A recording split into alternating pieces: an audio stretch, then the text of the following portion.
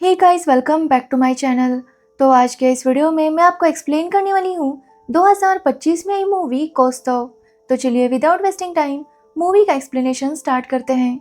Movie start होती है गोवा में रहने वाले कोस्टो फर्नांडिस से, जो कि एक कस्टम ऑफिसर है और अपनी फैमिली के साथ गोवा में ही रहता है। अब कोस्टो की फैमिली की बात करें तो उसकी वाइफ मारिया एक टीचर है, तो वह उसके 3 बच्चे हैं, जिसमें से एक बेटी और 2 बेटे थे। और कोस्टो बहुत ही ईमानदार ऑफिसर है, यहाँ तक कि उसे स्पोर्ट्स में भी बहुत ज़्यादा इंटरेस्ट था और उसकी जॉब भी उसे स्पोर्ट्स कोटा से ही मिली थी। अब एक दिन कोस्टो को टिप मिलती है कि डिमेलो का काफ़ी सारा गोल्ड स्मगल होने वाला है। अब ये पता चलते ही कोस्टो अपने सीनियर को इन्फॉर्म करता है, जिसके बाद वो रेड की सारी प्रोसीजर्स कंप्लीट करते हैं और उस शिप पर जाते हैं जहाँ से ये गोल्ड स्मगल होने वाला था।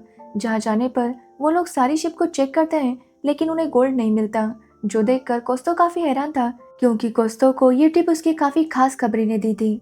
कोस्टो समझ नहीं पा रहा था कि आखिर ऐसा कैसे होता है। जब भी वो लोग डिमेलो का गोल्ड पकड़ने के लिए जाते हैं, लेकिन वहाँ पर चेक करने पर उन्हें कुछ भी नहीं मिलता। इसलिए उसे पूरा यकीन था कि जब तक वो प्रोसीजर्स कंप्लीट कर रहे होते हैं, कोई ना कोई डिमेलो को खबर कर देता है और इसी की वजह से वो डिमेलो का गोल्ड पकड़ नहीं पाते।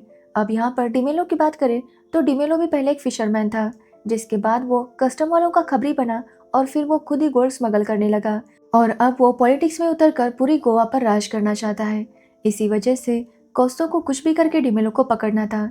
अब इसी वजह से कोस्टो अपने काम में काफ़ी फोकस रहता था और वो अपने घर वालों को ज़्यादा टाइम नहीं दे पाता था और इसी वजह से उसके और उसकी वाइफ मारिया के बीच में हमेशा झगड़े होते रहते थे। अब एक दिन कोस्टो मारिया को लेकर डिनर पर जाता है, लेकिन वहाँ पर भी उसका काम में ही ज़्यादा ध्यान था, जो देखकर मारिया काफ़ी गुस्सा हो जाती है। तभी उनके लिए डिमेलो का भाई पीटर ड्रिंक्स भेजता है, जो देखकर मारिया तो काफ़ी खुश थी, लेकिन कोस्टो उसे एक्सेप्ट नहीं करता। पीटर कोस्टो को रिश्वत देना चाहता था ताकि वो आइंदा उनके काम में इंटरफियर ना करे, लेकिन कोस्टो इसके लिए नहीं मानता, क्योंकि वो एक बहुत ही ईमानदार ऑफिसर है। अब ये सब बातें वो पीटर के साथ करने लगता है, जो देखकर मारिया काफ़ी गुस्सा हो जाती है और वहाँ से निकल जाती है, क्योंकि कोस्टो उसे यहाँ पर क्वालिटी टाइम स्पेंड करने के लिए आया था, लेकिन यहाँ आकर वो ये सब कर रहा था।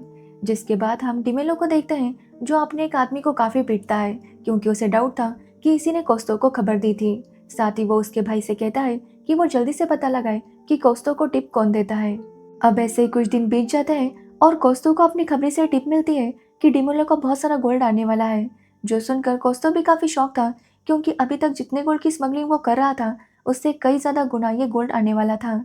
अब ये देखकर कोस्टो डिसाइड करता है कि इस बार वो इस गोल्ड को पकड़ ही लेगा। साथ ही उसे पता चलता है कि डिमेलो इलेक्शंस में खड़ा है और 3 दिन बाद इलेक्शंस थे और जिसके एक दिन बाद डिमेलो की बहन की शादी थी। इसलिए कोस्टो को लगता है कि शायद वो शादी के बाद ही इन गोल्ड की स्मगलिंग करेगा। इसलिए कोस्टो डिमेलो पर नज़र रखने लगता है।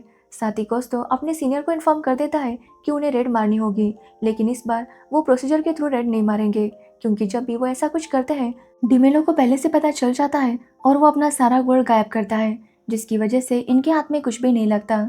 लेकिन ये सुनने के बाद भी कोस्टो के सीनियर उसे परमिशन देने के लिए तैयार नहीं थे।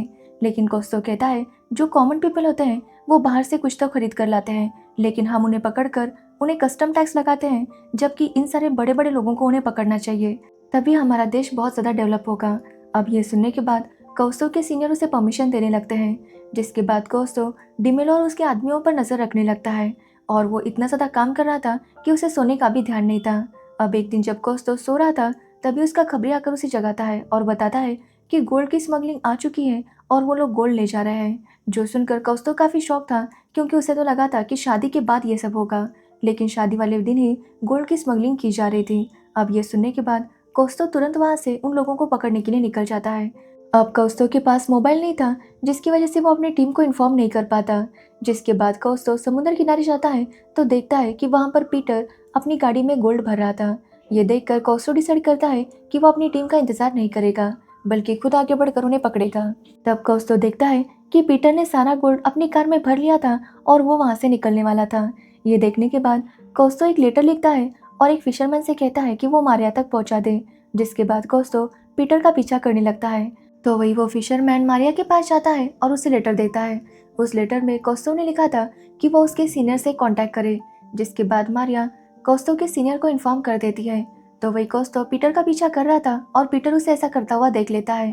अब कोस्टो से पीछा छुड़ाने के लिए पीटर उसका एक्सीडेंट करता है और वहाँ से जाने लगता है, लेकिन फिर भी कोस्टो उसका पीछा नहीं छोड़ता और उसके कार में घुस जाता है।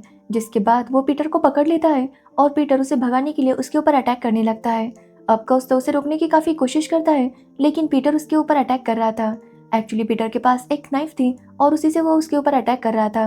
अब खुद को बचाने के लिए कौस्तो पीटर पर अटैक करता है, लेकिन वो नाइफ उसके गले में लग जाता है, जिसकी वजह से पीटर की वहीं पर मौत हो जाती है। जिसके बाद कौस्तो कार से बाहर आता है तो वहाँ पर काफ़ी ज़्यादा लोग थे। कौस्तो उन्हें बताता है कि पीटर गोल्ड स्मगल करके ले जा रहा था।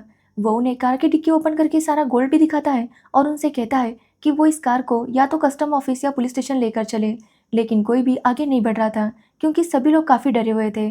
तभी कौस्तव देखता है कि वहाँ पर डिमेलो के आदमी आ रहे थे, जो देखकर कौस्तव वहाँ से निकल जाता है क्योंकि वो जानता था कि डिमेलो के आदमियों को अगर पता चला कि कौस्तव ने पीटर को मारा है तो वो उसे नहीं छोड़ेंगे। साथ ही कौस्तव इस हालत में नहीं था कि वो कार को चला सके, इसलिए वो पैदल ही वहाँ से भाग निकलता है।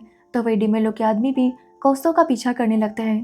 अब कौस्तव जंगल में भाग रहा था और डिमेलो को आदमी उसका पीछा कर रहे थे। अब कौस्तव को किसी तरह से सरवाइव करना था। तो वही जैसे ही मारिया को पता चलता है कि कौस्तव ने पीटर का मर्डर किया है तो वो काफ़ी शॉक थी। तो वही डिमेलो के आदमी कौस्तव के घर पर नज़र रखे हुए थे, जिसकी वजह से मारिया काफ़ी डर गई थी क्योंकि कौस्तव का भी कहीं पर भी पता नहीं चल रहा था। तो वही हम डिमेलो को देखते हैं, जो अपनी भाई की मौत की वजह से काफ़ी ज़्यादा दुखी था और वो बस यही चाहता था कि किसी भी तरह कौस्तव उसके हाथ लगे ताकि वो अपने भाई की मौत का बदला ले सके। जिसके बाद हम कौस्तव को देखते हैं, जो 24 घंटे बाद अपने खबरी के पास जाता है। तो उसका खबरी उसे बता देता है कि पुलिस वाले और डिमेलो के आदमी दोनों उसे ढूंढ रहे हैं, इसलिए कौस्तव का बचना काफ़ी ज़्यादा मुश्किल है। लेकिन कौस्तव से कहता है कि वो चिंता ना करे। जिसके बाद कौस्तव अपने सीनियर को इन्फॉर्म कर देता है कि वो जिंदा है। अब ये सुनने पर उसके सीनियर उसे कहते हैं कि कौस्तव को इतना बड़ा रिस्क नहीं लेना चाहिए था। साथ ही वो कौस्तव से कहते हैं कि वो सरेंडर कर दे, नहीं तो और ज़्यादा प्रॉब्लम बढ़ जाएगी। अब अपनी सीनियर की बात मानकर कौस्तव उस पुलिस स्टेशन में सरेंडर करता है जहाँ का पुलिस ऑफिसर उसका फ्रेंड था। जिसके बाद कौस्तव को मेडिकल ट्रीटमेंट के लिए भेजा जाता है क्योंकि उसे बहुत ज़्यादा चोट लगी थी। लेकिन जब कौस्तव हॉस्पिटल में था तभी वहाँ पर डिमेलो के आदमी उसके ऊपर हमला करते हैं, लेकिन कौस्तव उनके साथ फाइट करता है कि तभी पुलिस वाले आकर कौस्तव को बचा लेते हैं। अब ये सब देखकर कौस्तव समझ गया था कि उसके लिए प्रॉब्लम्स पड़ने वाली है। जिसके कुछ टाइम बाद कौस्तव को बिल मिल जाती है और वो घर भी आ जाता है। लेकिन मारिया उससे काफ़ी नाराज़ थी क्योंकि कौस्तव लाइफ में इतनी बड़ी रिस्क ले रहा था, जिसकी वजह से उसके और उसकी फैमिली की जान खतरे में थी। इसलिए कौस्तव के सीनियर उसे सजेस्ट करते हैं कि क्यों ना कौस्तव क्वार्टर्स में शिफ्ट हो जाए, क्योंकि वहाँ पर उसे अच्छे से प्रोटेक्ट किया जाएगा। अब ये बात मानकर कौस्तव भी वहाँ पर शिफ्ट हो जाता है, लेकिन वो जगह काफ़ी छोटी थी, जिसकी वजह से उसके घर वालों को काफ़ी एडजस्ट करना पड़ रहा था। तो वही हम डिमेलो को देखते हैं, जो इलेक्शन जीत जाता है और इलेक्शन जीतने के बाद वो सबसे पहले वो अपने भाई के मर्डर के लिए सीबीआई इंक्वायरी स्टार्ट करता है, जिसकी वजह से कौस्तव की परेशानी और ज़्यादा बढ़ जाती है क्योंकि जो सीबीआई ऑफिसर उसकी केस को इन्वेस्टिगेट करने वाला था वो एक करप्ट ऑफिसर था और वो जानबूझकर कौस्तव को बहुत ज़्यादा परेशान कर रहा था। वो रोज़ उसे 10 बजे बुलाता और 5 बजे तक ऑफिस में ही बिठा कर रखता।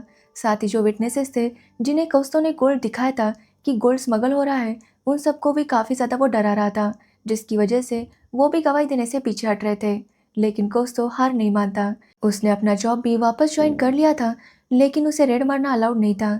कौस्तव को बस ऑफिस वर्क संभालना था। तो वही कोर्ट का रिजल्ट आता है जिसमें ये कहा गया था कि कौस्तव ने शायद जानबूझकर पीटर को मारा है, इसलिए उसके ऊपर मर्डर इन्वेस्टिगेशन होनी चाहिए। एक्चुअली कौस्तव ने बताकर काफ़ी थक चुका था कि वो वहाँ पर गोल्ड पकड़ने के लिए गया था, लेकिन गोल्ड जो कौस्तव ने पकड़ा था उसे तो डिमेलो के आदमी लेकर गए थे, जिसकी वजह से उनके पास कोई प्रूफ नहीं था कि अभी वो गोल्ड कहाँ पर है और कौस्तव ने उस गोल्ड को पकड़ा था। हालांकि जिन लोगों को कौस्तव ने गोल्ड दिखाया था वो बता चुके थे कि कौस्तव ने गोल्ड दिखाया था, लेकिन फिर भी ये सब चीज़ें कौस्तव को इनोसेंट साबित नहीं कर रही थी और इसी वजह से कौस्तव की मर्डर केस पर ट्रायल शुरू हो जाती है। तो वही कौस्तव के घर वाले भी इस सब से काफ़ी तंग आ गए थे क्योंकि वो जहाँ पर भी जाते उन्हें सिक्योरिटी देखकर जाना पड़ता क्योंकि हर वक्त उनकी जान को खतरा था। और इसी वजह से मारिया और कौस्तव में भी काफ़ी झगड़े हो रहे थे क्योंकि मारिया नहीं चाहती थी कि कौस्तव अपने साथ साथ अपने बच्चों की भी जान खतरे में डाले। और इसी बात पर उन दोनों में काफ़ी झगड़ा होता है और मारिया डिसाइड करती है कि वो कौस्तव को छोड़ देगी। अब ये सुनकर कौस्तव भी गुस्सा होता है और वो भी इसके लिए मान जाता है। तभी कौस्तव के सीनियर उसे कहते हैं कि क्यों ना वो मुंबई ट्रांसफ़र हो जाए क्योंकि वहाँ जाने पर वो अपनी लाइफ को फिर से नए से स्टार्ट कर सकता है। लेकिन मारिया और बच्चे गोवा छोड़कर मुंबई आने के लिए तैयार नहीं थे, इसलिए कौस्तव और मारिया डिसाइड करते हैं कि वो दोनों सेपरेट रहेंगे और इसी वजह से कौस्तव मुंबई चला आता है। कुछ टाइम के लिए उसके बच्चे उसके पास रहते तो कुछ टाइम के लिए मारिया के पास। ऐसे ही कुछ साल गुजर जाते हैं और कोस्तो के बच्चे भी बड़े हो चुके थे, तो वही उसकी केस की ट्रायल्स अभी भी चालू थी। लेकिन कोस्तो की फाइट अभी भी चालू थी। जिसके बाद हम डिमेलो को देखते हैं, जो चाहता था कि कुछ भी हो लेकिन कोस्तो को सजा मिले। इसलिए वो ये भी चाहता था कि कोस्तो को जो खबरी है उसका नाम भी सबके सामने आए, लेकिन कोस्तो इसके लिए तैयार नहीं था। वो अपने सीनियर से कहता है कि चाहे कुछ भी हो जाए, उसकी खबरी का नाम सबके सामने नहीं आना चाहिए। अब ये सुनने पर कोस्तो का सीनियर उसे लॉयर के पास लेकर जाता है, जहाँ पर कोस्तो लॉयर को भी यही बताता है कि वो अपने खबरी का नाम सबके सामने नहीं लाना चाहता, क्योंकि अगर ऐसा हुआ तो डिमेलो उसकी खबरी और उसकी सारी फैमिली को मार देगा।